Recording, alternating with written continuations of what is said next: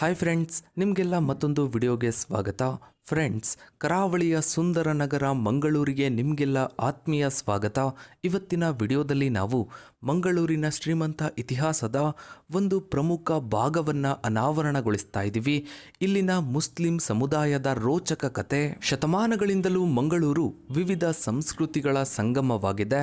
Arab ವ್ಯಾಪಾರಿಗಳ ಆಗಮನದಿಂದ ಹಿಡಿದು ಇಲ್ಲಿನ ಬ್ಯಾರಿ ಸಮುದಾಯದ ವಿಶಿಷ್ಟ ಪರಂಪರೆಯವರೆಗೆ ಮಂಗಳೂರಿನ ಮುಸ್ಲಿಮರು ಈ ನೆಲದ ಇತಿಹಾಸ ಮತ್ತು ಸಂಸ್ಕೃತಿಯನ್ನ ತಮ್ಮದೇ ಆದ ರೀತಿಯಲ್ಲಿ ಶ್ರೀಮಂತಗೊಳಿಸಿದ್ದಾರೆ. ಈ ವಿಡಿಯೋದಲ್ಲಿ ನಾವು ಮಂಗಳೂರಿನಲ್ಲಿ ಇಸ್ಲಾಂ ಧರ್ಮದ ಬೇರುಗಳು ಹೇಗೆ ಹುದುಗಿಕೊಂಡವು, ಇಲ್ಲಿನ ಪ್ರಮುಖ ಐತಿಹಾಸಿಕ ಸ್ಥಳಗಳು ಯಾವುವು, ಸೌದಿ ಅರೇಬಿಯಾದಿಂದ ಒಂದು ಬಟ್ಟೆಯ ತುಂಡಿನ ಮೇಲೆ ತೇಲಿಕೊಂಡು ಮಂಗಳೂರು ಸಮುದ್ರ ತೀರವನ್ನ ತಲುಪಿದ ಸೂಫಿ ಸಂತ ಯಾರು, ವಿಜಯನಗರ ಸಾಮ್ರಾಜ್ಯ, ಹೈದರಾಲಿ ಮತ್ತು ಟಿಪ್ಪು ಸುಲ್ತಾನ್ ಕಾಲದಲ್ಲಿ ಮಂಗಳೂರು ಹೇಗಿತ್ತು, ಎಲ್ಲ ಸಂಪೂರ್ಣ ಇತಿಹಾಸವನ್ನ ಇವತ್ತಿನ ಈ ಒಂದು ವಿಡಿಯೋದಲ್ಲಿ ನೋಡ್ತಾ ಹೋಗೋಣ ಬನ್ನಿ. ಫ್ರೆಂಡ್ಸ್, ಮಂಗಳೂರು ಮತ್ತು ಅದರ ಸುತ್ತಮುತ್ತಲಿನ ಪ್ರದೇಶವು ಶತಮಾನಗಳಿಂದಲೂ ಇಸ್ಲಾಂ ವ್ಯಾಪಾರಿಗಳು ಮತ್ತು ವಸಾಹತುಗಾರರಿಗೆ ಒಂದು ಪ್ರಮುಖ ಕೇಂದ್ರವಾಗಿತ್ತು.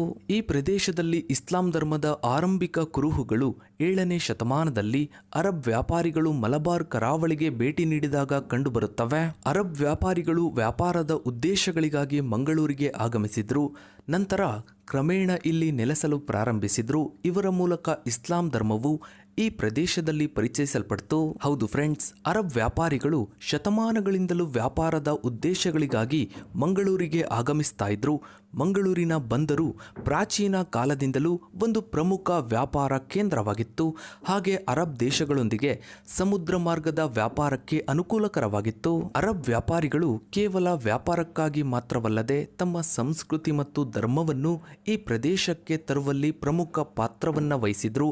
ಅವರ ಆಗಮನದಿಂದಾಗಿ ಮಂಗಳೂರು ಮತ್ತು ಸುತ್ತಮುತ್ತಲಿನ ಪ್ರದೇಶದಲ್ಲಿ ಇಸ್ಲಾಂ ಧರ್ಮವು ಬೇರೂರಲು ಸಾಧ್ಯವಾಯಿತು.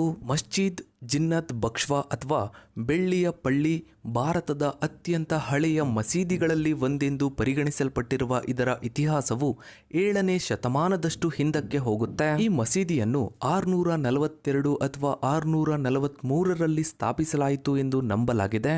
ಈ ಮಸೀದಿಯನ್ನು ಅರಬ್ ಮುಸ್ಲಿಂ ವ್ಯಾಪಾರಿಗಳು ಸ್ಥಾಪಿಸಿದರು ಎಂದು ನಂಬಲಾಗಿದೆ. ಪ್ರವಾದಿ ಮೊಹಮ್ಮದ್ ಅವರ ಸಹಚರರ ಸಂಬಂಧಿಕರು ಇದನ್ನ ಸ್ಥಾಪಿಸಿದರು ಎನ್ನಲಾಗುತ್ತೆ. ಮಲ್ಲಿಕ್ ದಿನಾರ್ ಅವರು ಈ ಪ್ರದೇಶಕ್ಕೆ ಇಸ್ಲಾಂ ಧರ್ಮವನ್ನ ತಂದವರಲ್ಲಿ ಪ್ರಮುಖರು. ಅವರು ಮತ್ತು ಅವರ ಅನುಯಾಯಿಗಳ ಪ್ರಯತ್ನದಿಂದ ಈ ಮಸೀದಿ ನಿರ್ಮಾಣವಾಯಿತು ಎಂದು ಹೇಳಲಾಗುತ್ತೆ. ಮಂಗಳೂರಿನ ಅರಬ್ ವ್ಯಾಪಾರಿಗಳು ಮತ್ತು ಸ್ಥಳೀಯ ಆಡಳಿತಗಾರರ ನಡುವೆ ಉತ್ತಮ ಸಂಬಂಧವಿತ್ತು. ರಾಜ ಚೆರುಮಾನ್ ಪೆರುಮಾಳ್ ಅವರು ಅರಬ್ ವ್ಯಾಪಾರಿಗಳಿಗೆ ಮಸೀದಿಯನ್ನ ನಿರ್ಮಿಸಲು ಭೂಮಿಯನ್ನ ನೀಡಿದ್ರು ಎಂದು ಇತಿಹಾಸವು ಹೇಳುತ್ತೆ. ಮಸ್ಜಿದ್ ಜಿನ್ನತ್ ಬಕ್ಷ್ವಾ ಇವರು ನಿರ್ಮಿಸಿದ 10 ಮಸೀದಿಗಳಲ್ಲಿ 2ನೆಯದ್ದು ಎಂದು ನಂಬಲಾಗಿದೆ. ಮೊದಲನೆಯದ್ದು ಕೇರಳದ ಕೊಡಂಗಲ್ಲೂರಿನಲ್ಲಿರುವ ಚಿರಮನ್ ಜುಮಾ ಮಸೀದಿ. ಈ ಮಸೀದಿಯು ತನ್ನ ವಿಶಿಷ್ಟವಾದ ದ್ರಾವಿಡ ಶೈಲಿಯ ವಾಸ್ತುಶಿಲ್ಪಕ್ಕೆ ಭಾರತೀಯ ವಾಸ್ತುಶಿಲ್ಪ ಶೈಲಿಗೆ ಹೆಸರುವಾಸಿಯಾಗಿದೆ. ಇದು ಕರ್ನಾಟಕದಲ್ಲಿ ಸಂಪೂರ್ಣವಾಗಿ ಮರದಿಂದ ನಿರ್ಮಿಸಲಾದ ಏಕೈಕ ಮಸೀದಿ ಎಂದು ಹೇಳಲಾಗುತ್ತೆ. ಈ ಮಸೀದಿಯ ಮುಖ್ಯ ಆಕರ್ಷಣೆ ಎಂದರೆ ತೇಗದ ಮರದಿಂದ ಮಾಡಿದ 16 ಕಂಬಗಳನ್ನು ಹೊಂದಿರುವ ಒಳಭಾಗದ ಗರ್ಭಗುಡಿ. ಈ ರಚನೆಯು ಚಿಹ್ನೆಗಳು, ಗಂಟೆಗಳು ಮತ್ತು ಹೂವುಗಳ ಕೆತ್ತನೆಗಳಿಂದ ಅಲಂಕರಿಸಲ್ಪಟ್ಟಿದೆ. ಅಲ್ಲದೆ ಪ್ರವಾದಿ ಮೊಹಮ್ಮದ್ ಅವರ ಜೀವನ ಕಥೆಗಳನ್ನು ಕೆತ್ತನೆಗಳ ರೂಪದಲ್ಲಿ ಚಿತ್ರಿಸಲಾಗಿದೆ. ಗೋಡೆಗಳು, ಬಾಗಿಲುಗಳು ಮತ್ತು ನೆಲಹಾಸು ರೋಸ್ವುಡ್ ಮತ್ತು ತೇಗದ ಮರದ ವಿನ್ಯಾಸಗಳಿಂದ ಅಲಂಕೃತಗೊಂಡಿದೆ. ನಂತರ 17ನೇ ಶತಮಾನದಲ್ಲಿ ಟಿಪ್ಪು ಸುಲ್ತಾನ್ ಈ ಮಸೀದಿಯನ್ನ ನವೀಕರಿಸಿದನು. ಹಾಗೆ ತನ್ನ ಮಗಳಾದ ಜಿನ್ನತ್ ಬಕ್ಷ್ವಾ ಅವಳ ಹೆಸರನ್ನೇ ಈ ಮಸೀದಿಗೆ ಇಟ್ಟನು. ಈ ಮಸೀದಿ ಕೇವಲ ಒಂದು ಪೂಜಾ ಸ್ಥಳವಾಗಿರದೆ ಮಂಗಳೂರಿನ ಮುಸ್ಲಿಂ ಸಮುದಾಯದ ಇತಿಹಾಸ ಮತ್ತು ಸಂಸ್ಕೃತಿಯ ಪ್ರತೀಕವಾಗಿದೆ. ಇದು ಅರಬ್ ವ್ಯಾಪಾರಿಗಳು ಮತ್ತು ಸ್ಥಳೀಯ ಜನರ ನಡುವಿನ ಬಾಂಧವ್ಯವನ್ನು ಮತ್ತು ಈ ಪ್ರದೇಶದಲ್ಲಿ ಇಸ್ಲಾಂ ಧರ್ಮದ ಬೇರುಗಳನ್ನು ತೋರಿಸುತ್ತೆ. ಇನ್ನು ಉಳ್ಳಾಲದಲ್ಲಿರುವ ಸೈಯದ್ ಮೊಹಮ್ಮದ್ ಶರೀಫುಲ್ ಮದನಿ ದರ್ಗವು ಪ್ರಮುಖ ಮುಸ್ಲಿಂ ಯಾತ್ರಾ ಸ್ಥಳವಾಗಿದೆ. ಸೈಯದ್ ಮೊಹಮ್ಮದ್ ಅವರು 1569ರಲ್ಲಿ ಮಿದಿನಾದಿಂದ ಬಂದ ಸೂಫಿ ಸಂತರು ಎಂದು ನಂಬಲಾಗಿದೆ. ಈ ದರ್ಗವು ಎಲ್ಲ ಧರ್ಮದ ಜನರನ್ನು ಆಕರ್ಷಿಸುತ್ತೆ. ಈ ದರ್ಗದ ಇತಿಹಾಸವು ಸುಮಾರು 500 ವರ್ಷಗಳಷ್ಟು ಹಳೆಯದು ಎಂದು ನಂಬಲಾಗಿದೆ. ಹೌದು ಫ್ರೆಂಡ್ಸ್, ಸಯ್ಯದ್ ಮೊಹಮ್ಮದ್ ಅವರು ಸೌದಿ ಅರೇಬಿಯಾದ ಪವಿತ್ರ ನಗರವಾದ ಮೆದಿನಾದಿಂದ ಬಂದ ಸೂಫಿ ಸಂತರು ಎಂದು ನಂಬಲಾಗಿದೆ. ಇವರು 1569ರಲ್ಲಿ ಭಾರತಕ್ಕೆ ಆಗಮಿಸಿದ್ರು ಎಂದು ಹೇಳಲಾಗುತ್ತೆ. ಇವರು ಸಮುದ್ರದ ಮೇಲೆ ಒಂದು ಬಟ್ಟೆಯ ತುಂಡಿನ ಮೇಲೆ ತೇಲ್ಕೊಂಡು ಉಳ್ಳಾಲದ ತೀರವನ್ನ ತಲುಪಿದ್ರು ಎಂದು ಪ್ರತೀತಿ ಇದೆ. ಉಳ್ಳಾಲದ ಮೆಲಂಗಡಿ ಪ್ರದೇಶದ ಒಂದು ಸಣ್ಣ ಮಸೀದಿಯಲ್ಲಿ ಅವರು ನೆಲೆಸಿದ್ರು. ಸಯ್ಯದ್ ಮೊಹಮ್ಮದ್ ಅವರು ಸರಳ ಮತ್ತು ಪವಿತ್ರ ಜೀವನವನ್ನ ನಡೆಸಿದ್ರು. ಅವರ ದೀನತೆ, ಭಕ್ತಿ ಮತ್ತು ಬಡವರ ಮೇಲಿನ ಪ್ರೀತಿಯಿಂದಾಗಿ ಅವರು ಜನಪ್ರಿಯರಾದರು. ತಮ್ಮ ಪ್ರಾರ್ಥನೆ ಮತ್ತು ಆಧ್ಯಾತ್ಮಿಕ ಶಕ್ತಿಯಿಂದ ಜನರ ಸಮಸ್ಯೆಗಳನ್ನ ಪರಿಹರಿಸ್ತಾ ಇದ್ರು ಎಂದು ನಂಬಲಾಗಿದೆ. ಇದರಿಂದಾಗಿ ಜಾತಿ ಮತ್ತು ಧರ್ಮದ ಭೇದವಿಲ್ಲದೆ ಜನರು ಅವರ ಭೇಟಿಯನ್ನ ಮಾಡ್ತಾ ಇದ್ರು ಎಂದು ಹೇಳಲಾಗುತ್ತೆ. ಸಯ್ಯದ್ ಮೊಹಮ್ಮದ್ ಅವರ ಮರಣದ ನಂತರ ಅವರ ಸಮಾಧಿಯ ಮೇಲೆ ಈ ದರ್ಗವನ್ನ ನಿರ್ಮಿಸಲಾಗಿದೆ. ಈ ದರ್ಗವು ಅನೇಕ ಪವಾಡಗಳಿಗೆ ಹೆಸರುವಾಸಿಯಾಗಿದೆ. ಇಂದಿಗೂ ಅನೇಕ ಜನರು ಇಲ್ಲಿ ಭೇಟಿ ನೀಡಿ ಹರಕೆಗಳನ್ನು ಹೊತ್ಕೋತಾರೆ. ಇದು ಕೋಮು ಸೌಹಾರ್ದತೆಗೆ ಒಂದು ಉತ್ತಮ ಉದಾಹರಣೆಯಾಗಿದೆ.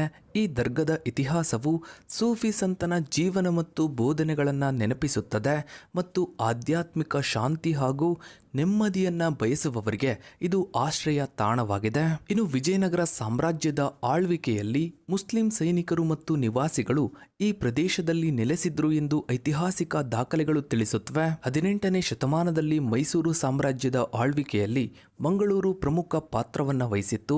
ಹೈದರಾಲಿ ಮತ್ತು ಟಿಪ್ಪು ಸುಲ್ತಾನ್ ಇಬ್ಬರೂ ಮಂಗಳೂರಿನ ಅಭಿವೃದ್ಧಿಗೆ ತಮ್ಮ ಕೊಡುಗೆಗಳನ್ನು ನೀಡಿದ್ರು. ಇನ್ನು ಕರಾವಳಿ ಕರ್ನಾಟಕದ ಮುಸ್ಲಿಮರನ್ನ ಬ್ಯಾರಿ ಸಮುದಾಯ ಎಂದು ಕರೆಯಲಾಗುತ್ತೆ. ಈ ಸಮುದಾಯವು ಸಾವಿರಾರು ವರ್ಷಗಳ ಇತಿಹಾಸವನ್ನ ಹೊಂದಿದೆ ಮತ್ತು ವ್ಯಾಪಾರದಲ್ಲಿ ತೊಡಗಿಕೊಂಡಿದೆ. ಮಂಗಳೂರಿನ ಮುಸ್ಲಿಂ ಇತಿಹಾಸವು ವ್ಯಾಪಾರ, ಸಂಸ್ಕೃತಿ ಮತ್ತು ಧರ್ಮದ ಬೆಸುಗೆಯನ್ನ ತೋರಿಸುತ್ತೆ. ಈ ಪ್ರದೇಶವು ಅನೇಕ ಐತಿಹಾಸಿಕ ಮಸೀದಿಗಳು ಮತ್ತು ದರ್ಗಗಳನ್ನು ಹೊಂದಿದ್ದು ಇಂದಿಗೂ ಮುಸ್ಲಿಂ ಸಮುದಾಯಕ್ಕೆ ಇವು ಕೇಂದ್ರಗಳಾಗಿವೆ. ಸೊ ಫ್ರೆಂಡ್ಸ್, ಇದಾಗಿತ್ತು ಇವತ್ತಿನ ಈ ಒಂದು ವಿಡಿಯೋದ ಬಗ್ಗೆ ನಿಮ್ಮ ಅನಿಸಿಕೆ ಅಭಿಪ್ರಾಯಗಳನ್ನು ತಪ್ಪದೆ ಕಮೆಂಟ್ ಸೆಕ್ಷನಲ್ಲಿ ಕಮೆಂಟ್ ಮಾಡಿ. ಹಾಗೆ ವಿಡಿಯೋಗೊಂದು ಲೈಕ್ ಮಾಡ್ತಾ ವಿಡಿಯೋನ ಆದಷ್ಟು ಎಲ್ಲ ಕಡೆ ಶೇರ್ ಮಾಡಿ. ನೀವಿನ್ನು ನಮ್ಮ ಚಾನಲ್ಗೆ ಸಬ್ಸ್ಕ್ರೈಬ್ ಆಗಿಲ್ಲ ಅಂದರೆ ಕೆಳಗಡೆ ಕಾಣೋ ಸಬ್ಸ್ಕ್ರೈಬ್ ಬಟನ್ನ ಕ್ಲಿಕ್ ಮಾಡಿ. ಹಾಗೆ ಪಕ್ಕದಲ್ಲಿ ಕಾಣೋ ಬೆಲ್ ಐಕನ್ ಕೂಡ ಕ್ಲಿಕ್ ಮಾಡಿ. Thanks for watching.